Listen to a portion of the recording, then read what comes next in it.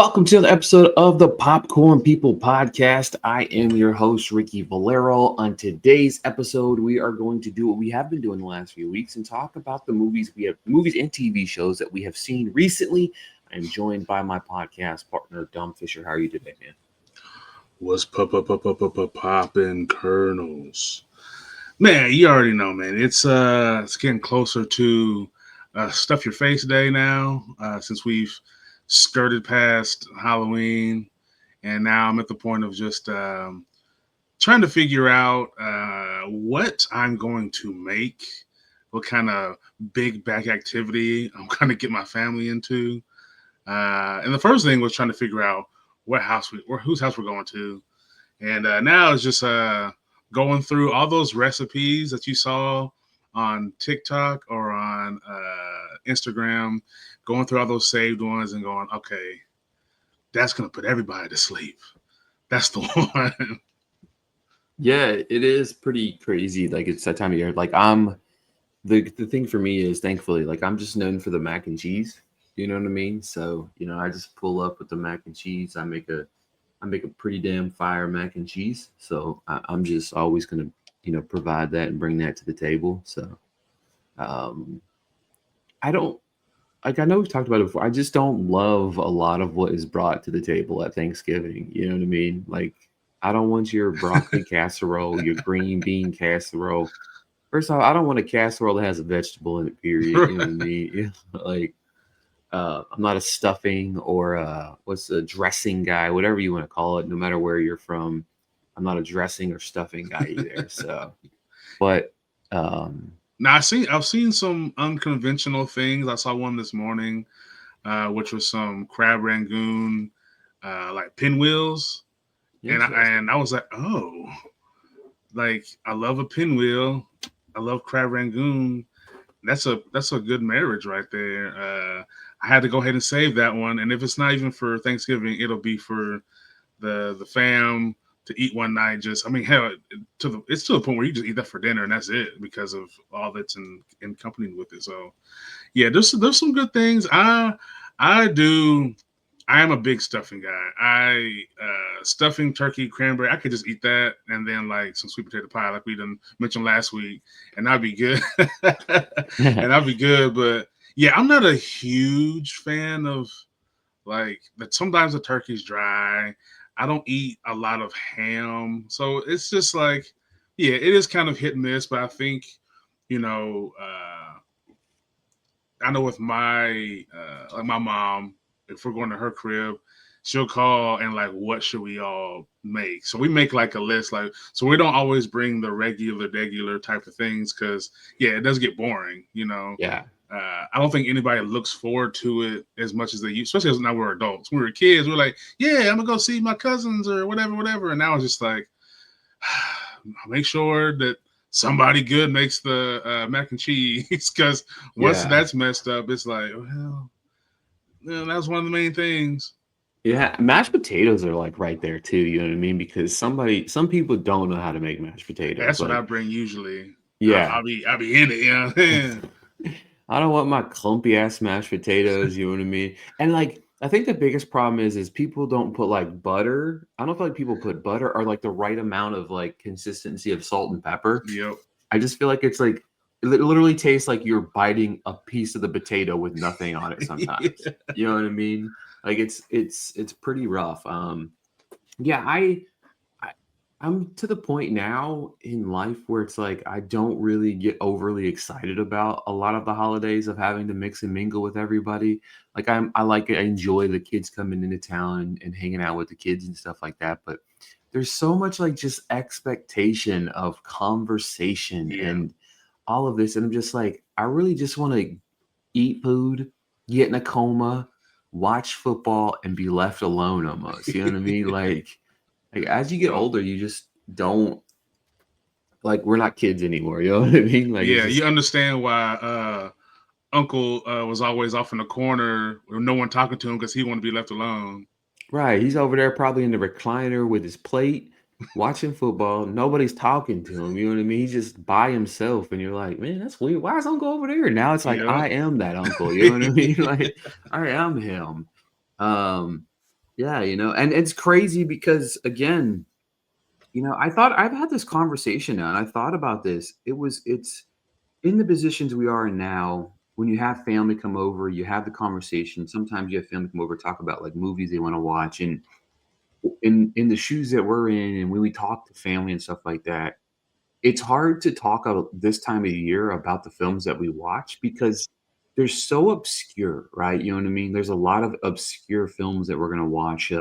Even talking about movies that we're gonna talk about this week, like Train Dreams and Die My Love, and um, In Your Dreams is a little bit different, it's kiddish, but like there's so many different movies, like even like talking about like Hamnet and all of these not mainstream movies, independent movies that Mm-hmm. where when you watch them, it's hard to recommend to the average person. You know what I mean? Like, Yep. what did you watch? Hamnet. What's that about? This is oh, like what else did you watch? You know what I mean? Like I know I hate that reaction that when you wiki. try to explain what it is and they're like, oh, and you're like, no, like, and there's no way to make it sound great without giving away stuff, and you don't want to do that, and then No. you get that, oh, I don't know if I want to see that. I'm like, all right, miss out on a good movie then.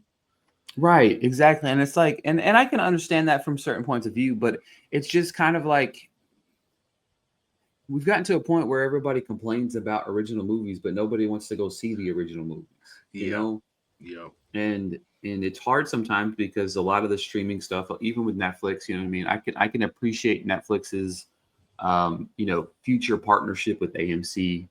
I'm excited about that, because there's some movies that I really do want to see if Netflix is on the big screen, like Frankenstein. I didn't see Frankenstein on the big screen. You know what I mean? I still haven't watched Frankenstein because I'm nervous about watching Frankenstein. But instead, I would just rewatch one battle after another yesterday. You know what I mean? Like that was what my time was spent doing yesterday. Um, but yeah, I'm one battle after another is pretty easy and pretty palatable to have other people watch as long as your family's not Republicans. But even though people forget that movie was written, he started writing that movie like 20 years ago, based on like I think it was loosely based on a book too. 20 years ago, he started writing that book. It's right. not just because it's prevalent now. You know what I mean? Like just because you're part of the Christmas Adventures Club doesn't change the fact. You know what I mean of anything. But yeah, let's go ahead and kick things off. We'll go back and forth what we have been. I've been having kind of fun with this because we used to just be like, all right, well, what have you watched? What have we watched that we both have watched? And it's a little bit easier. It's a little bit more palatable just to talk about the things that we've watched. So that being said, we'll kick off a movie that we did both watch and talk about In Your Dreams a little bit. A little animated movie from Netflix. What'd you think of it? Look, man, I was hesitant at first when I heard about the screening. I was like, I don't know, man. Like, I'm not opposed to animated movies, right? But a lot of times I kind of hesitate because I want it to be like somewhat of like of substance, right? I tried to watch the Minecraft movie this year, and dude, it took me 3, 4 tries because it was so much like nonsense. It was like them trying to keep up with like the TikTok speed of things, and it just didn't do it for me. Um, but In Your Dreams, man, is taking a taking a trip back to the movies that we grew up watching as kids, where it's like good message, heavy on the adventure, and it didn't waste any time getting to the meat of what it was trying to do. I mean, immediately it starts off and you're like, oh, we're in it already. Cool. And you get to learn the characters as this adventure is starting to happen. The animation is, I will admit, at first, because it is kind of Pixar-ish, but with a little bit more realism in the faces. So the faces kind of threw me off a little bit at first because I was like, why is it?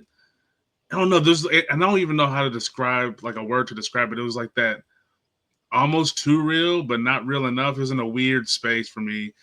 Got over it pretty quickly though. And then the the characters are good. The story's good. Craig Robinson as Baloney Tony, the little stuffed animal, is hilarious. Uh, and I love that you give the kids this, you want this thing so bad, and then you realize is it all that it's cracked up to be? And that's kind of a lesson that we have to learn, that everything isn't always greener on the other side. You know, the things you strive for sometimes turn out not to be what you thought they were going to be. And so I think it's a perfect family movie. There's enough uh, jokes that like the parents can enjoy it. Like, you know, in our dream, we all have the dream of like teeth falling out, or you know, waking up or being naked in a store, or the being in class with you know, you're not prepared for the test. So it was, I thought it was a lot of fun. It was quick and moved pretty quick, and I think they did well with. Well, I guess now we have this new Netflix animation sect of their company, which was a new title screen. So yeah, I thought it was really fun. I thought it was it was a little bit refreshing compared to a lot of the other family friendly animated movies we've got in, you know, in the past couple years.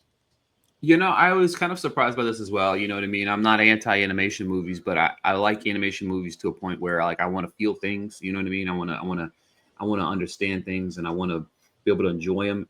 Especially when films like this, they're very much directed towards that younger audience. However, you can capture your feelings as a child within it, right? You know what I mean? Like it makes you relive your childhood in so many different avenues. I do think it was beautiful. I agree with you. It started a little slow, especially animation wise. It was a little wonky at first. You know what I mean? It's kind of weird. But I think once it picks up, it's really good. The palatable 91 minutes. I feel like we've even in kids movies, it's hard to you want to take your kids to movies, and obviously we both have like older kids now. You know what I mean? Like the kids aren't really rushing to care to see the animated movies like they used to. There's certain ones that they will, you know what I mean? But it's hard to entice them to watch kids movies whenever you're trying to take them to movies 2 hours long, 2 hours 25. It's like, what are we doing here? You know what I mean? And I feel like a lot of what we lost sight in theater and theatrical releases and even kids movies is these run times. You know what I mean? Because you're sitting there in these movies, and Netflix a little bit different because you can just watch this at home. I know you saw it in the theater, but you're not getting the 25 minutes of trailers. You're not getting, you're sitting down, you're watching it. 91 minutes is 91 minutes. You know what I mean? Like that's a big difference. And actually at the end of the day, it's really probably like 85, 84 minutes because the post, the credits and stuff like that. But I felt like this was fun. I didn't think it was like groundbreaking by any stretch of the imagination, but I do think that for an animation movie in this year, I was talking about this the other day. There hasn't been a strong year for animation. You know what I mean? Like it has just not been, palatable in a big way. So I was looking at it and I was like, man, what are some of the best animated movies of the year? And you're like going down the list and you're like, man, there really hasn't been a whole lot of them to begin with. But this was one of them. I really enjoyed it. I do like what Netflix is doing, putting into there is a segment of the world of critics and people that love these type of movies. And I enjoyed it. I thought it was fine, easy watch. You know what I mean? It's brisk watch. I think kids, you got kids in that 5 to probably 12 range. You know what I mean? Like maybe 5 to 10 range. They're gonna eat this up. You know what I mean? I think so. Yeah, it definitely reminded me of like the like Brave Little Toaster, Taskmaster, Fightful Goes West type of vibe.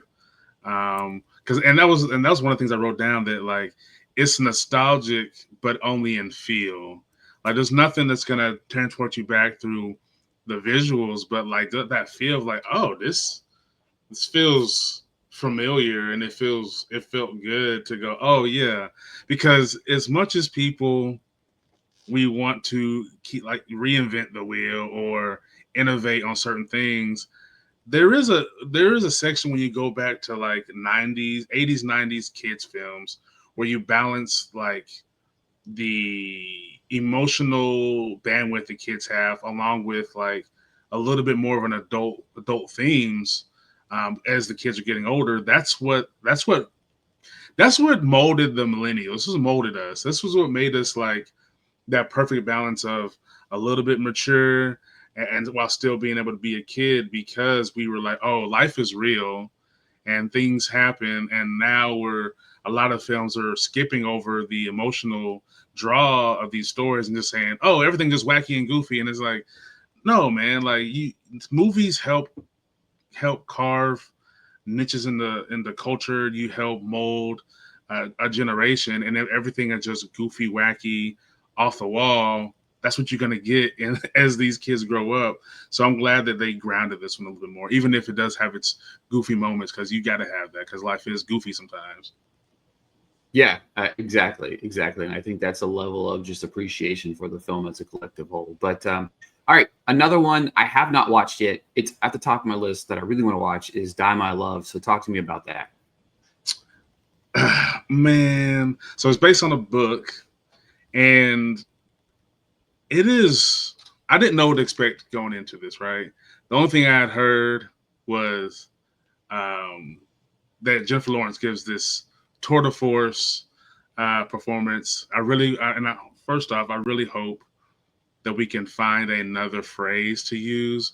I've seen that a couple times this year with different performances, and it's like we're all writers. We got to have another term that we can use besides tour de force. But that's besides the point. Um, it, okay, Jennifer Lawrence and Robert Pattinson. These are like two of the biggest stars of our generation, right? And every outing they deliver these like almost groundbreaking performances every other movie, and they did it again, man. Jennifer Lawrence is fantastic in this movie. This is like one of the most raw looks at like not you want to immediately put it into like this is a look at postpartum, a postpartum after having her baby, and but I think that this is a story that can relate to a lot of people because this is the life I've set up for myself, and I thought this is what I wanted, but something is missing.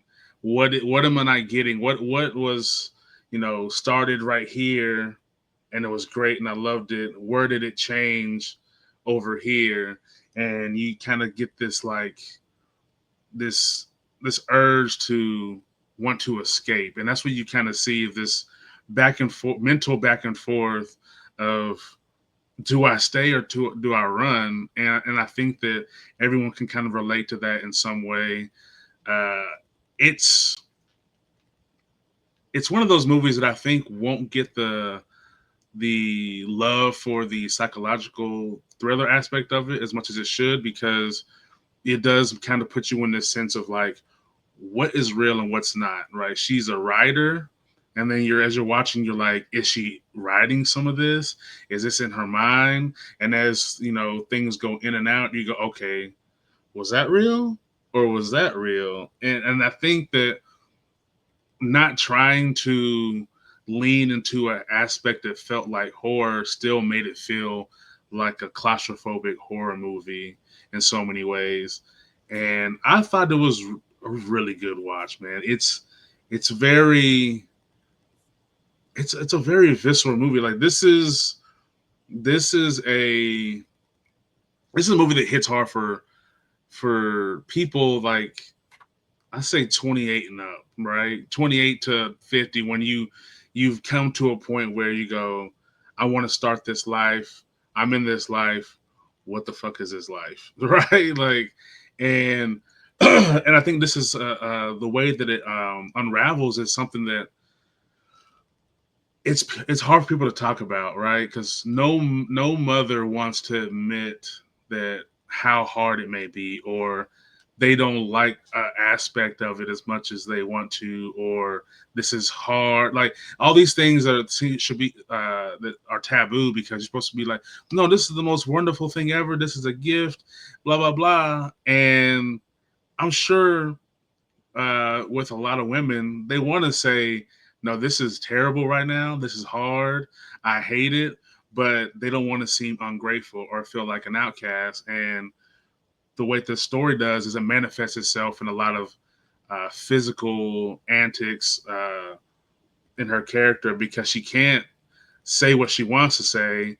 And it turns into this mental break and unfolds the way it unfolds. I thought it's really good, man. It's very like almost subdued because it's very like mellow until you hit these little beats, it really brings the movie alive, man.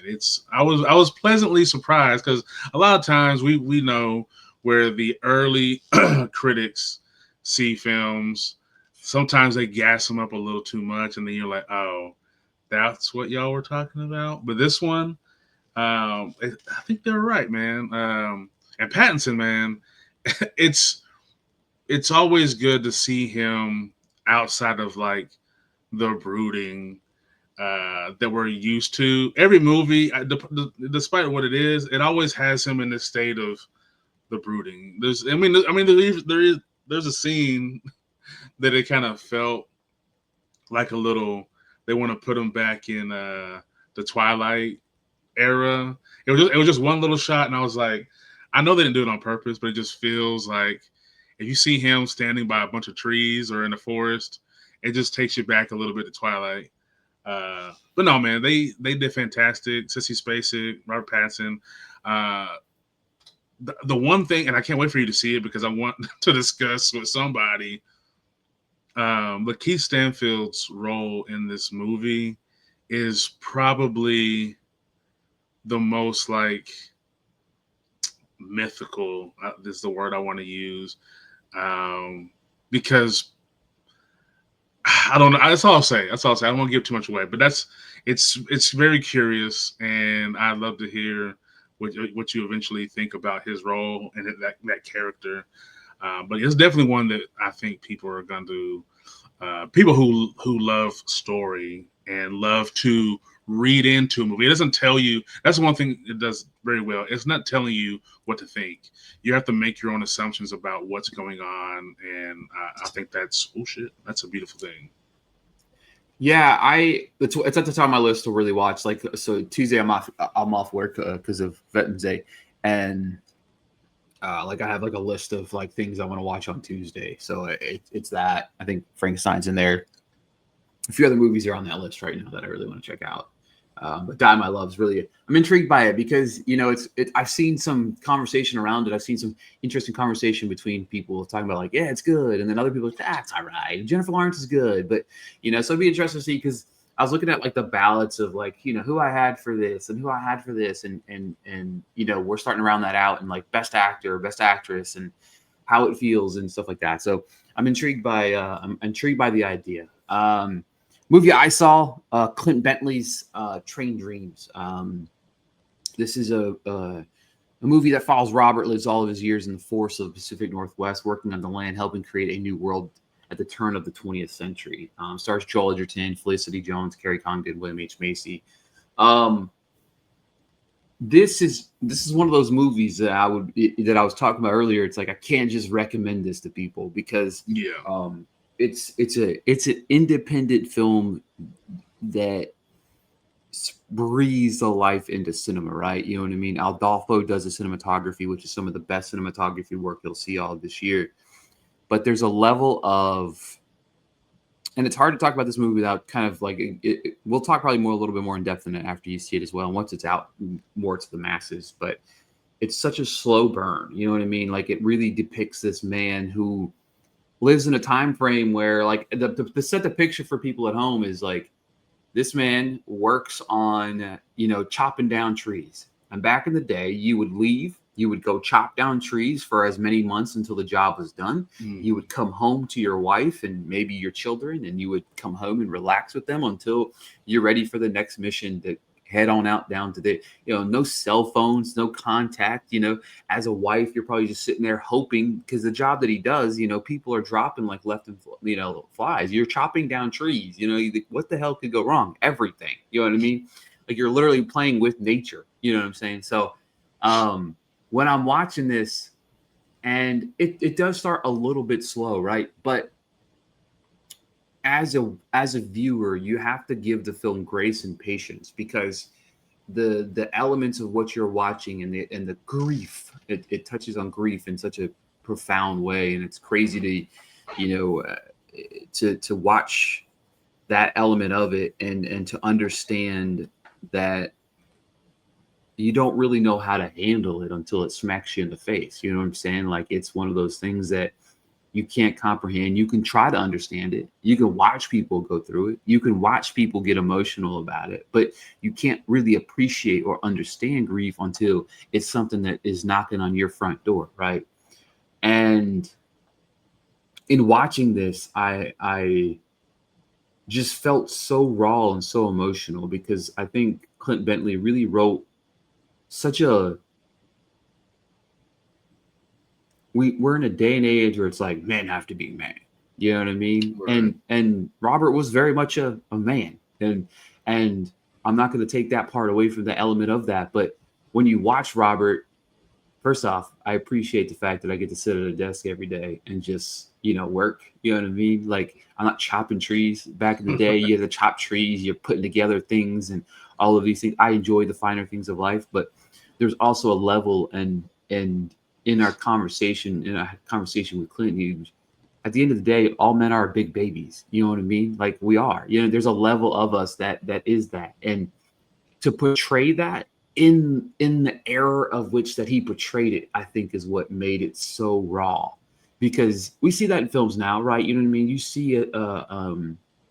you know, uh, a man that's willing to show his emotions, but willing to show a man with his emotions back in the 60s. I think this is like 50s, 60s, 70s, maybe. I think this was, or maybe even later than I don't even remember, to be honest. But to show that then, when it wasn't popular, when it wasn't cool, when it wasn't any of those things, was such a cool thing to see. And but then to see it from a man who literally his job is to chop down trees, but when he got home, he loved being in the tender touch of his wife. You know what I mean? He liked the softer things of life, and you wouldn't know it when he was at his job. When he's at Right. home, you saw it. And to me, it's one of the every day since I've seen it, I've just thought about it. And the more I think about it, the more that I had conversations about it, the more that in speaking to the team behind it, it was, I don't know, it was just beautiful. It's just, again, it's hard for me to say, hey guys, go rush and see this, because Yeah. there's so many. When you watch this film, it's fucking depressing. Okay, it's depressing. All right, and at first, when the movie ended, I was like, man, that was fucking sad. Like, you have that feeling of sadness. You almost got the same feeling of like the end of House of Dynamite. It's such open ended. You're like, man, I'm sad for society. And that's what I was thinking about. Like when I finish one battle after another, you have this hope. You have Yeah. this hope for the future generation because, Willa is doing what Perfidia wanted to do, and did it in a more correct way. You know what I'm Yeah. saying? Was doing it in a more, not to say her way wasn't correct either, though, because I think that there's a level of what Perfidia was doing that there was should have been done. But you have this level of hope towards the future. But I think the difference between this with Train Dreams, you actually, if you watch it and you think about the ending and you think about the film as a collective whole, you see this glimpse of hope, of overcoming this unbelievable grief. And back in that day, and even still, it's frowned upon for men to look at grief in a certain way. You know what I mean? So I think Clint's really opening the door for men, and I can't wait to rewatch it. And it's crazy I said that because I was like, I don't know if I ever want to watch this ever again when I walked out of the theater because of just how I felt. But then I was like, I can't wait to rewatch it because of that. So it's such a beautiful film. Like it's such a beautiful film. It's, I first I was like, man, it's definitely top 10, and then I was sitting there, I was like, that's probably top 5. Like, and I do have it slaughtered into my top 5 right now. And if you're gonna watch back to back movies, don't like watch Train Dreams and then watch something old school funny just to get you out of that funk, man. But it's such a beautiful film, though. I loved it a lot. I can't wait for everybody to kind of see that movie because it's just incredible, man. Yeah. I think that there's like, I think that that's what I don't know how you condition society, recondition them, but I think that's part of what is wrong. Not wrong, but that's part of what like society's missing. We go to the movies and instead of wanting to hear authentic, real, emotional stories, the majority of people want to escape. They want to just laugh and go ooh ah, and I get that. I completely get that. But I think also when you go, you need to like feel. You need to feel those feelings. You need to feel like distraught and hopeless sometimes because it's always either a reflection of the times, a reflection of yourself, or you're putting yourself in someone else's shoes, and you can either realize I don't want to be in that position, or this is the way you could get out of this position, or um, it's a mirror, and you go, oh man, this is how I feel. This is the things I go through in a roundabout way, and we, especially in America, we are a culture that only is accepting of two emotions now: pissed off and happy, right? And if you're not in one of those two categories, you get kind of ostracized in a way. If you feel indifferent about something, or if you're on the fence, because everything isn't just black and white. There is a lot of gray in a lot of situations. There are some that are very black and white and it's very clear, but there are a lot of gray areas where we just overlook it now. We are like, gray, what is gray? And a movie like that where you get to, like you said, when people think of men of a certain time, it is their rough hands and they're tough and stoic and it's like, no, these dudes were probably, they're stuffing everything down. That's why they smoked their emotions away. They drank their emotions away. A lot of these dudes have lived a lot longer if they were allowed to feel that they could talk about their emotions or just be themselves. And I think that's the difference nowadays. It's not that things have changed, is that people are not afraid to be themselves anymore, but they're trying to stifle that again. They're trying to say, you're too loud, you're too colorful, you're too emotional, and trying to get back to oh, yeah, we got to get back to where we used to be. And it's like, where people were miserable all the damn time, no thank you. No thanks. Exactly. Yeah, I just really I just really appreciate that element of it, and just in this day and age again where you're trying to stifle it a little bit. I'm really happy that we're in a place where it's like, all right, cool, like it's cool, you know what I'm saying? Like Yo. it's okay, you know what I mean? So um yeah, so just a quick rundown. I've again I'm on my TV shit, you know what I mean? Like I'm on my TV bullshit right now. And so I'll touch on just a few things that I've watched recently. New Peacock show, All Her Fault. Follows Marissa Irvin that arrives at a 14th Arthur Avenue to pick up her son from a play date, but the woman who answered doesn't have Milo, sparking a parent's nightmare. It stars Sarah Snook. It actually has like a star-studded cast of like Dakota Fanning, Jake Lacey, Michael Pena. This one is one I was kind of excited about just because I'm a big Sarah Snook fan. Jake Lacey, I think, is turning into his own, who actually is incredible in the show. But this show to me was really just boring. It just didn't have the consistency that I was looking for, that I really like in a show. We're in the day and age of like true crime. You know what I mean? Like everybody's, it's got to be true crime. It's true crime. And I feel like we're watching it so much that some of the stuff is repetitive. And that's what this felt like, was very repetitive, which I was very upset because, again, Jake Lacey is actually really, really freaking good in this. Another show, Pluribus. This is a show from the creators of Breaking Bad. This one, I'm in the middle on, right? Because right now, Vince Gilligan, who created so many different shows, right? He's involved with like X-Files, I think it was, and Breaking Bad and Better Call Saul. But this, Apple gave us access to the first 7 episodes. Watch the first 7 episodes. I like it. However, I don't feel like I can fully develop my full review of this until I see the rest of it, because of how the payoff has to be worthy of the first 7 episodes. Because I was there's certain episodes where I was like, it's okay.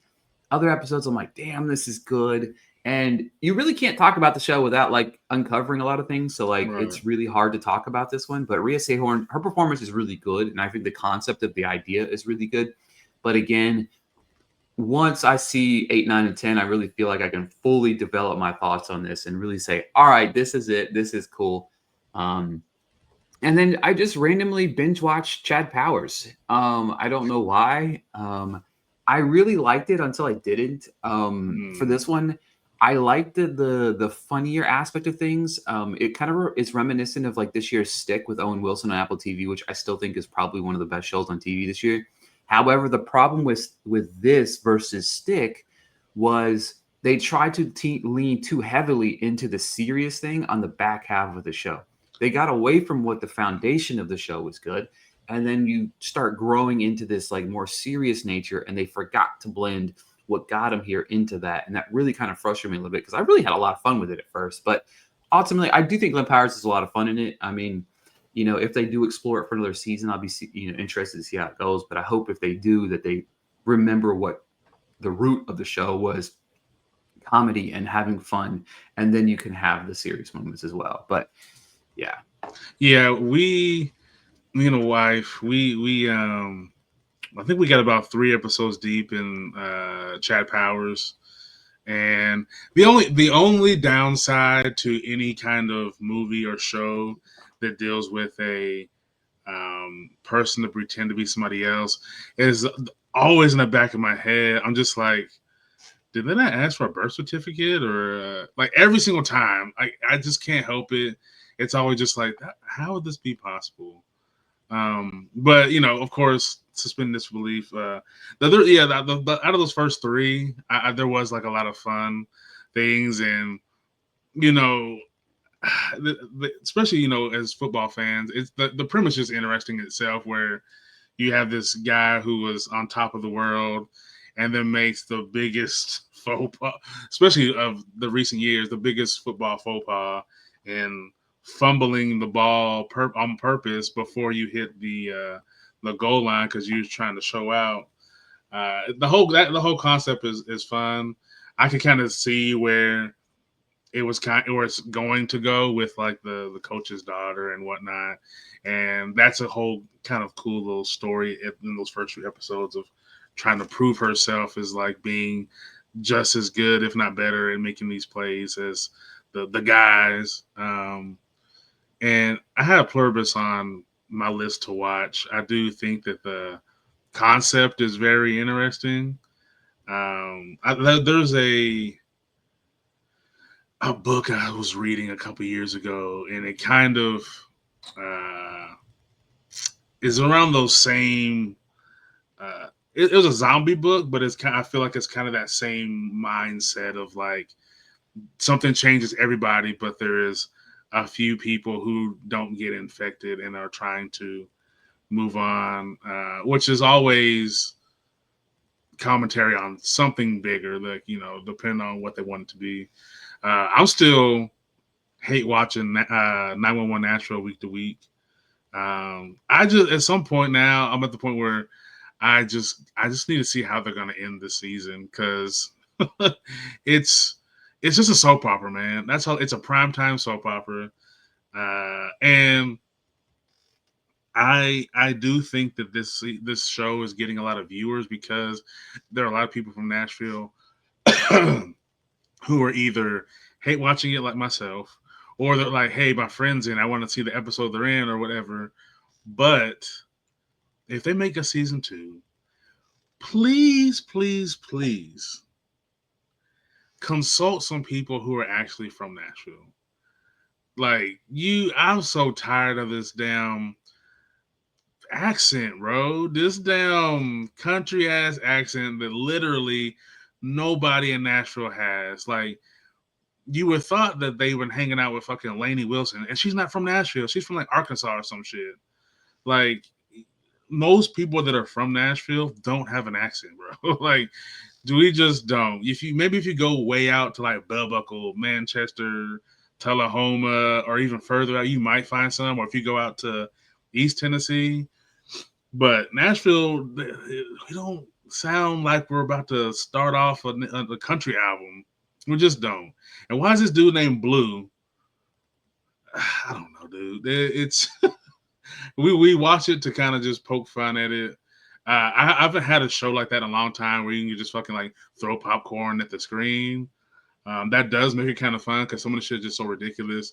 But at the same time, like I do want to enjoy it. Like I enjoy 911. 911, it does have the same. It has a level of drama as well, but they put the emergencies in the forefront and the drama in the background.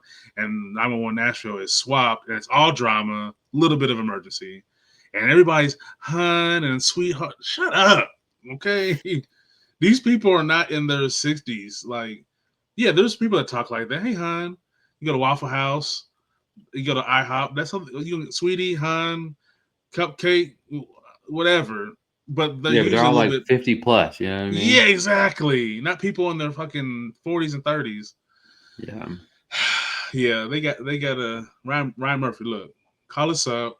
We'll consult on the show, exactly, and we'll make this exactly. shit better.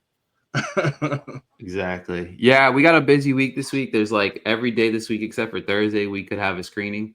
Yeah, If we really wanted to, it'd be interesting to see. I don't know exactly what of those movies I'm going to see yet, so it'd be interesting to see what we do. But obviously, we'll be back next week. Next week's a big box office weekend. We got The Running Man and Now You See Me, 2 or 3 coming out. I'm actually yeah, excited for both of those. It'll be interesting to see when I yeah. actually see them. But those will probably be the topic of discussion next week.